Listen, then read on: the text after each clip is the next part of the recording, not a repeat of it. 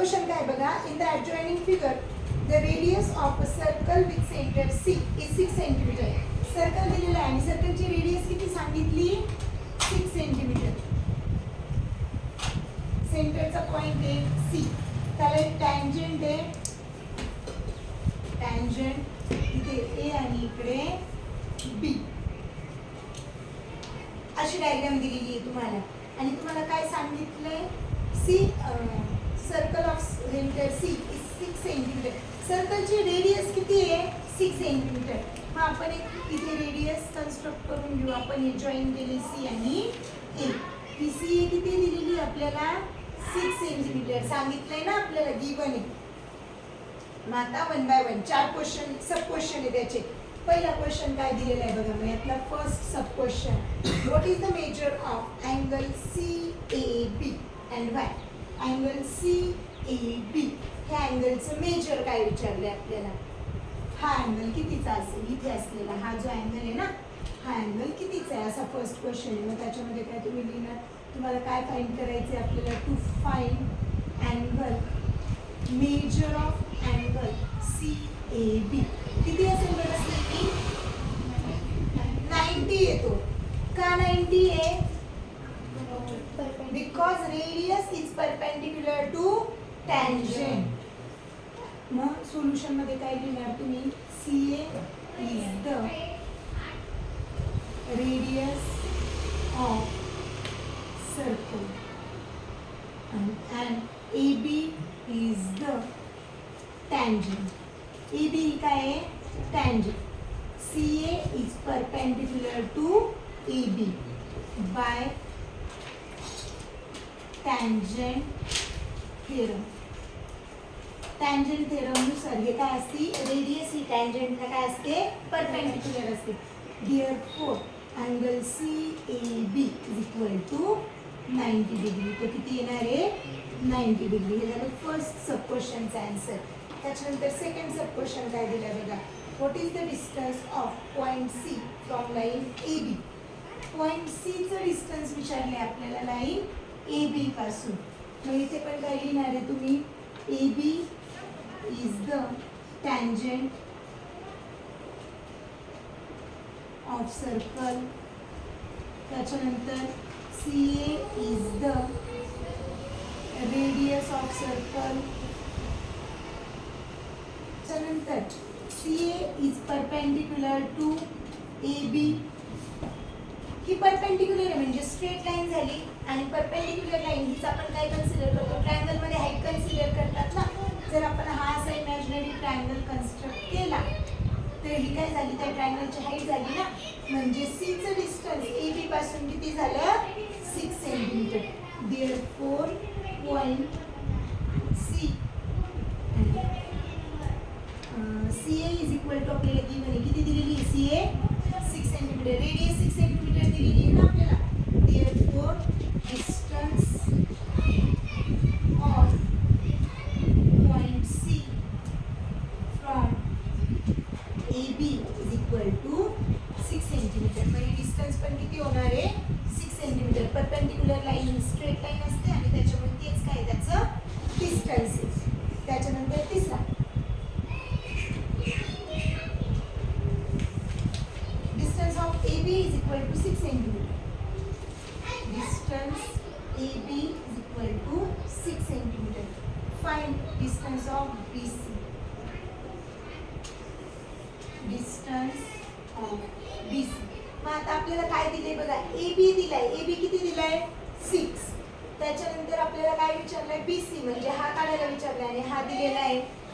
मग in triangle CAB, हा triangle घेतला CAB. Angle A is equal to 90 degree. हा 90 डिग्रीचा आहे ना, आपण इथे प्रूफ केलं ऑलरेडी. तो कितीचा आहे, 90 डिग्रीचा अँगल आहे. त्याच्यानंतर CA किती आहे, CA is equal to 6 centimetre. आपली रेडियस 6 सेंटीमीटरची आहे. त्याच्यानंतर AB is equal to 6 centimetre. AB पण 6 आहे आपल्याला दिले या क्वेश्चन मध्ये. मग पायथागोरस अप्लाय केला जाऊ शकतो ना, bye Pythagoras theorem. BC square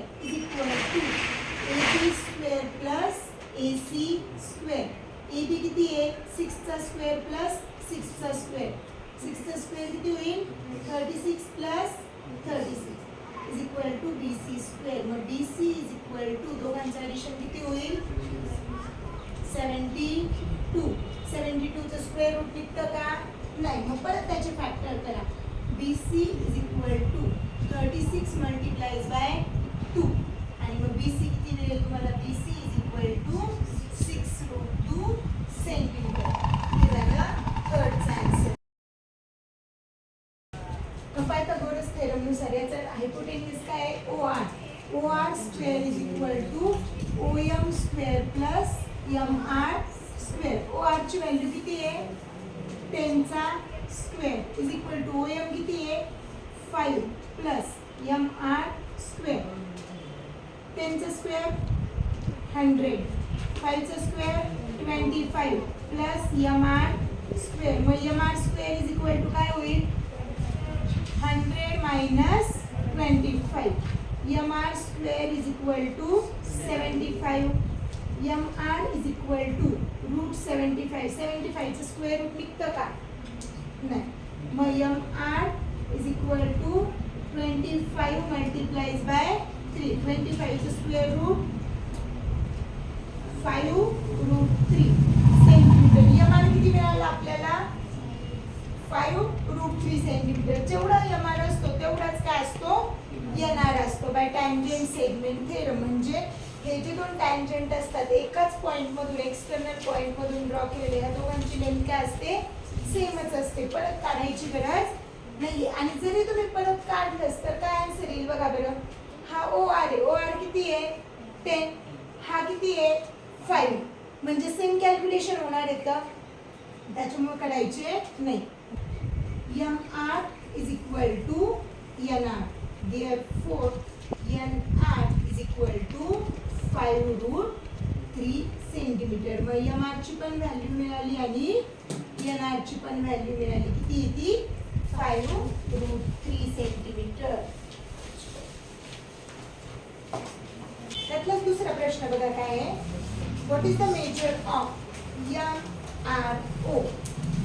MRO हा R काढायचं. मग इथे काय फाइंड आउट करायचे आपल्याला to find measure of angle MRO. मग परत ट्रायंगल कन्सिडर करा. In triangle OMR angle M is equal to 90 degree. हा 90 डिग्री दिलेला आहे. त्याच्यानंतर OR हा किती आहे 10 सेंटीमीटर. OM हा किती आहे 5 सेंटीमीटर. म्हणजेच काय आहे OM is equal to 1/2 of OR. हा OR चा अर्धा आहे ना हा. म्हणजे हे जर तुम्ही सॉल्व केलं तर 5 आन्सर येणार याचं. OM is equal to 1/2 of OR. OM किती मिळाला आपल्याला 1/2 ऑफ OR. मग अकॉर्डिंग टू कन्वर्स ऑफ 30, 60, 90 हा जो 30, 60, 90 चा थेरम आहे ह्या थेरम नुसार काय येईल मग angle R is equal to 30 degree. Angle R किती मिळेल आपल्याला 30 डिग्री. बिकॉज हा थेरम काय सांगतो आपल्याला जर बेस हा हायपोटेन्युसच्या हाफ असेल तर बेसच्या समोरचा अँगल कितीचा असतो 30 डिग्रीचा असतो. बट त्याच्यासाठी ही अट कंपल्सरी आहे. ट्रायंगल कोणता पाहिजे राईट अँगल ट्रायंगल. हा 90 चा होता म्हणून हा थेरम इथे अप्लाय झाला. म्हणजेच आपल्याला अँगल R किती मिळाला 30. Therefore angle MRO is equal to 30 degree. Angle MRO किती मिळाला 30 डिग्री. आणि याच्यामधला थर्ड बघा. थर्ड क्वेश्चन मध्ये काय विचारले तुम्हाला what is the measure of angle MRN. To find काय फाइंड आउट करायचे आपल्याला याच्यामध्ये मेजर ऑफ अँगल MRN. हा पूर्ण अँगल विचारलाय तुम्हाला MRN इथपर्यंतचा. मग आता हा ट्रायंगल आणि हा ट्रायंगल एकमेकांना सिमिलर येतं. बिकॉज हा 90चा आहे, हा 90चा आहे, ही 5 सेंटीमीटर, ही 5 सेंटीमीटर आहे, ही इक्वल साईड आहे, दोघांमध्ये कॉमन साईड आहे 10 सेंटीमीटर 10 सेंटीमीटर. त्याच्यानंतर हे दोन्ही पण सेम डिस्टन्स आलेत, आपण काढलेत पण 3√2 आले ना दोन्ही, 5√2, हे दोन्ही पण सेम आहेत, म्हणजे हे दोन अँगल पण काय असणार आहेत, सेमच असणार आहेत. Angle M R O is equal to angle N R O. दोन्ही अँगल काय येतं, सेम येतं, इज इक्वल टू दोन्ही अँगल किती येतील मग 30 डिग्री. हा 30 डिग्री निघालेला आहे, हा पण किती असतो 30 degree. Therefore angle M R N is equal to angle M R O plus angle N R O. 30 degree plus 30 degree is equal to 60 degree. Angle M R N is equal to 60 degree. हा मिळाला 60चा. Third question बघा काय दिलाय. Segment RM and RN are tangent segment of a circle. एक circle दिलंय, त्याचे दोन टँजंट्स ड्रॉ केले. टँजंट सिमिलर पॉइंट मधून येते, एक्सटर्नल पॉइंट सेम आहे दोन्ही टँजंटचा. इकडे आर एम एन आणि सेंटर ऑफ सर्कलला ओ एम आणि ओ एन जोडले. Prove that segment O R, हा ओ आर जोडलेला आहे. Prove that segment O R bisect angle M R N and angle M O N.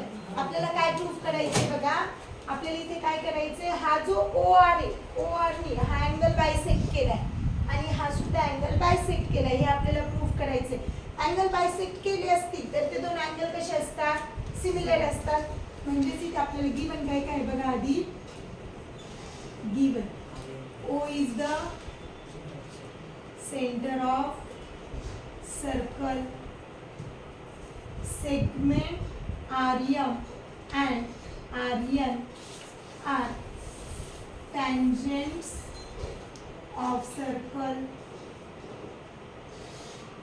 ON and OM is the radius of circle.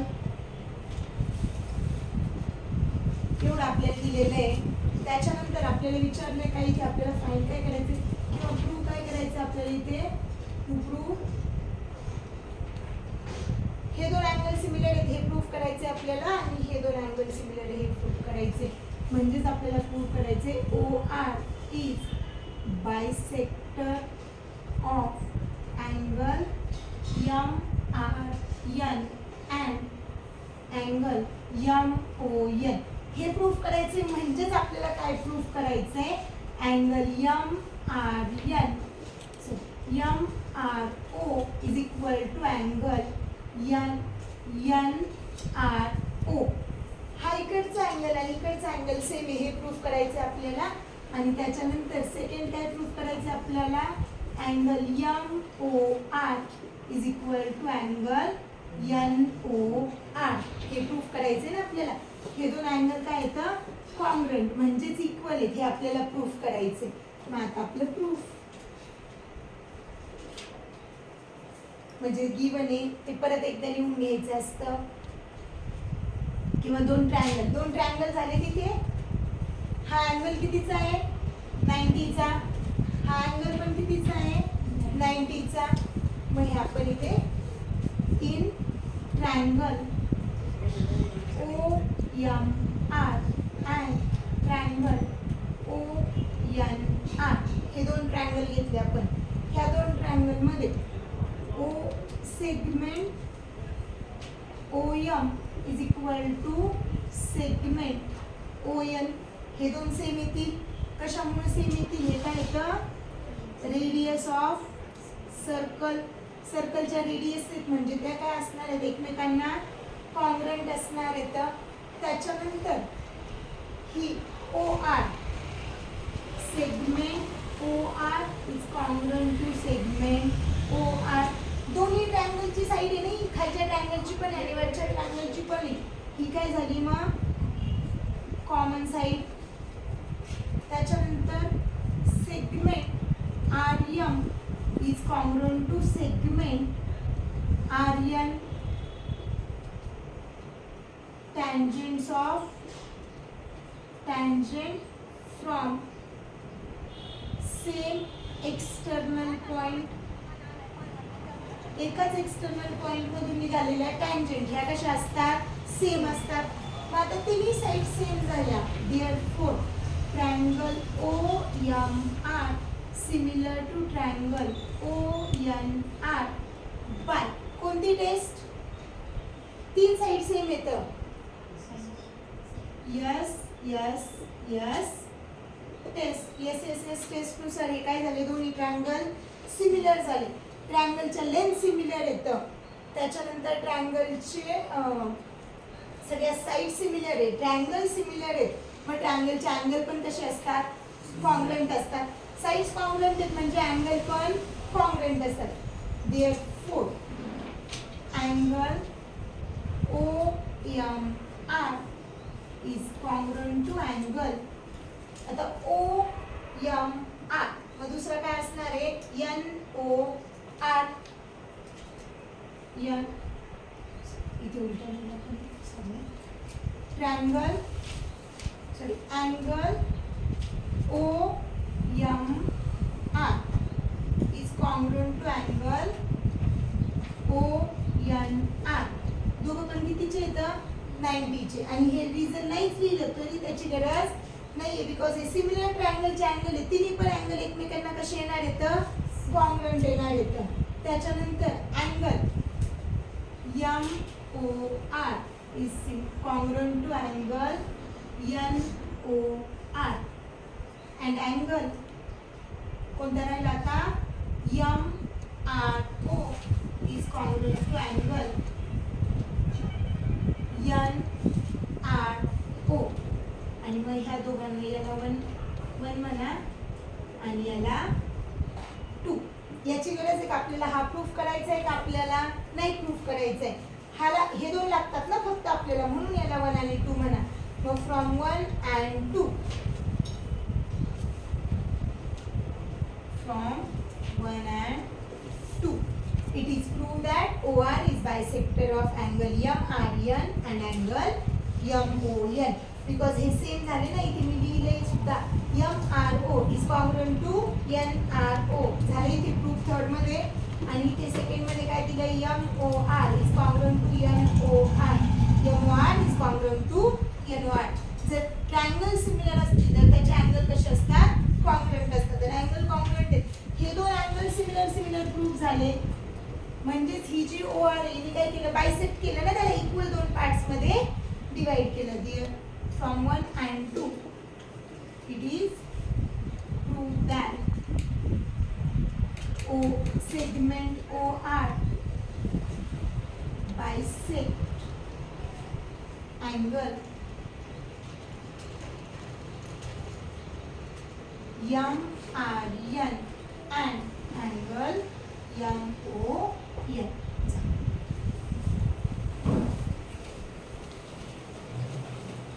What is the distance between two parallel tangents of a circle having radius 4.5 cm? Justify your answer. आता एक circle आहे. सर्कलच्या दोन parallel tangent. Suppose आपला सर्कलच्या दोन parallel tangent म्हणजे अशा येतील दोन बाजूला दोन व्हर्टिकल काढू शकता हॉरिझॉन्टल काढू शकता. ह्या दोन टँजंट झाले. Consider circle with centre O. आता आपल्याला दिलेलं काहीच नाही म्हणजे आपण सगळं कन्सिडरच केलंय. हा ट्रायंगल कन्सिडर केला. याच्या दोन टँजंट कन्सिडर करू. ह्या टँजंटला नाव देऊ PQ. तिने M पॉइंट मध्ये इंटरसेक्ट केलंय. त्या टँजंटला नाव देऊ RS. तिने N पॉइंट मध्ये त्या सर्कलला टच केलंय. त्याच्यानंतर आणखी म्हणजे हे एवढं आपल्याला गिवन आहे. त्याच्यानंतर आपल्याला आणखी काय दिलेलं आहे रेडियस ऑफ सर्कल. ही इथून इथपर्यंत सर्कलची रेडियस झाली आणि इथून परत M पासून N पर्यंत ही पण सर्कलची रेडियस झाली. ही रेडियस आपल्याला किती दिलेली आहे 4.5 4.5 सेंटीमीटर एवढी दिलेली, म्हणजे OM 4.5 सेंटीमीटर आहे आणि ON 4.5 सेंटीमीटर आहे. मग सॉल्व कशाला करायचे, आपल्याला डिस्टन्स विचारले, डायरेक्ट ॲडिशन करू शकतो आपण, बट आपल्याला काय विचारलंय, जस्टिफाय युअर आन्सर, म्हणजे आपण जे लिहितोय ते आपल्याला प्रूफ पण करायचंय की हे असंच होतंय. मग आता कन्सिडर, जे जे कन्सिडर केले ते एकदा लिहून घेऊया. O is the centre of circle. O हा काय आपल्या सर्कलचा सेंटर. त्याच्यानंतर PQ and segment PQ and segment RS are the parallel tangents of circle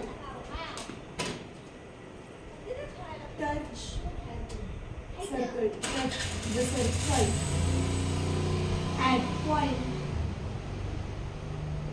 M and N respectively. PQ M point मध्ये टच करते आणि RS N पॉइंट मध्ये touch करते. त्याच्यानंतर OM is equal to ON is equal to 4.5 centimetre एवढं आपल्याला दिलेलं आहे, म्हणजे क्वेश्चन मध्ये सांगितलेलं आहे. मग आता आपण याच्यामध्ये आणखी ॲडिशनल कन्स्ट्रक्शन करून घेऊ. कन्स्ट्रक्शन काय करायचं आपल्याला याच्यामध्ये additional, construct line AB parallel to PQ. एक लाईन ड्रॉ करायची जी कशाला पॅरलल असणार आहे, PQ ला, and passing from center of circle. अशी लाईन ड्रॉ करायची जी PQ ला पॅरलल पाहिजे आणि सेंटर ऑफ सर्कल मधून गेली पाहिजे. मग इथून एक लाईन ड्रॉ केली,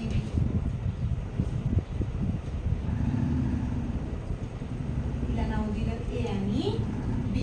AB ही काय आता PQ ला पॅरलल आहे, आपलं answer.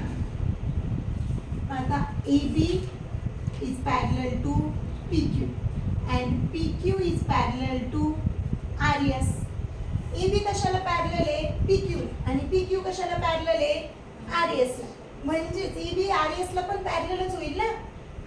Therefore AB is parallel to PQ is parallel to RS. तिन्ही पण लाईन एकमेकांना काय झाल्या, पॅरलल झाल्या. त्याच्यानंतर हा जो अँगल आहे N आणि M, हे दोन अँगल कितीचे येतं, 90 डिग्रीचे. रेडियस आणि टँजंटचा अँगल, अँगल M पूर्ण नाव लिहायचं, angle PMO is equal to angle RNO is equal to 90 degree. ते 90 डिग्रीचे काय येतं, by tangent theorem. Tangent theorem नुसार येत ना ते दोघे 90 डिग्रीचे. त्याच्यानंतर आता ह्या दोन लाईन कन्सिडर करायची. ते line AB parallel to line PQ, ह्या दोन लाईन पॅरलल येतं. Therefore angle PMO is equal to किंवा is congruent to angle AON. हा अँगल आणि हा अँगल हे दोघं इक्वल घेतलेले. कशानुसार इक्वल घेतले बरं, करस्पॉन्डिंग.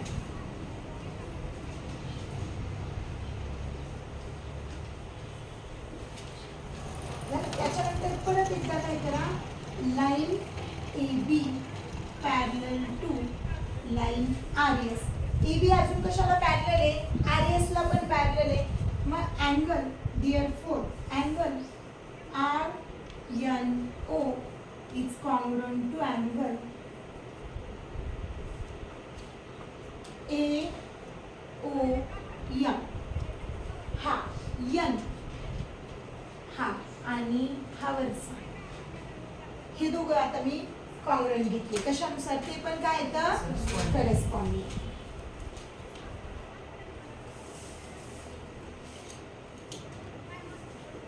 आणि करस्पॉन्डिंग म्हणजे ते सेम येतं. आपण ऑलरेडी अँगल RNO ला काय म्हटलोय, 90 डिग्री. त्याच्यानंतर अँगल PMO ला पण आपण काय म्हटलोय, 90 डिग्री. मग याला सपोज याला 1 म्हणू आपण, याला 2 म्हणू आणि याला 3 म्हणू. From 1 2 and 3. 1 2 and 3 वरून तुम्हाला काय कळालं? Angle AON is equal to angle AOM is equal to 90 degree. जर हे दोघं 90चे तर हे पण कितीचे झाले? 90 डिग्रीचे झाले. मग त्यांचं ऍडिशन करू आपण. अँगल ह्या दोन अँगलचं जर ऍडिशन केलं, कोणत्या कोणत्या अँगलचं ऍडिशन करते मी बघा, AOM आणि AON. तर तो अँगल कोणता मिळतो आपल्याला? MON. मग angle MON is equal to angle AOM plus angle AON. ह्या दोघांचं ऍडिशन आहे. त्याच्यानंतर हा अँगल कितीचा आहे? 90चा. हा पण अँगल कितीचा आहे? 90चा. हा कितीचा मिळाला तुम्हाला? 180चा. आणि 180 जर दोघांचा सम असेल तर ती अँगलची काय असते? Linear pair of angle. Linear pair of अँगलचा सम किती असतो? 180चा सम असतो.